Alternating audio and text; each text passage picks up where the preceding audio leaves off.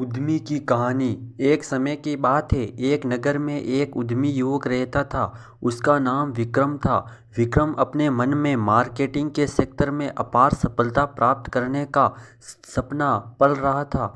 उसके मन में नई नई योजनाएं उभरने लगी, लेकिन उन्हें क्रियान्वित करने का ठीक समय नहीं मिल रहा था।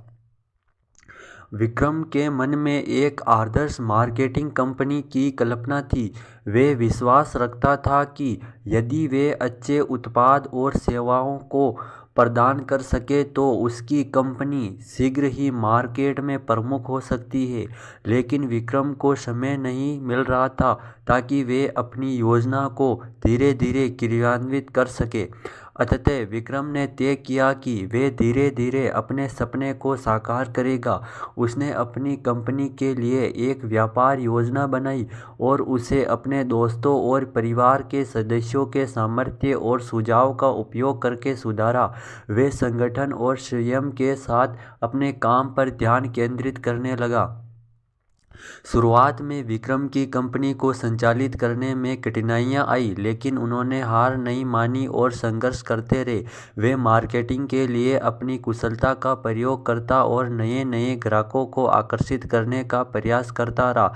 धीरे धीरे उसकी कंपनी की उपस्थिति मार्केट में बढ़ने लगी और उसकी बिक्री बढ़ती गई। विक्रम की मेहनत और संघर्ष ने उसे नई ऊंचाइयों तक पहुंचा दिया। उसकी कंपनी बाजार में प्रमुख बन गई और वे मार्केटिंग के सेक्टर में सफलता का आनंद उठा रहा था। उसकी योजनाएं और उद्यमी दिमागिता ने उसे सफलता की ओर ले जाया।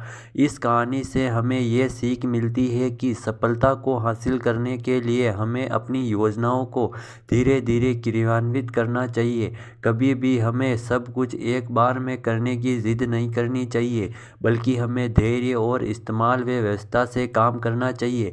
यह हमें अपने लक्ष्यों की ओर बढ़ने में सहायता करेगा और हमें आगे बढ़ने के लिए मजबूती और सत्यावित प्रदान करेगा। विक्रम की कहानी इस तथ्य को दर्शाती है कि व्यापार और उद्यम में सफलता प्राप्त करने के लिए हमें धैर्य और संघर्ष की आवश्यकता होती है।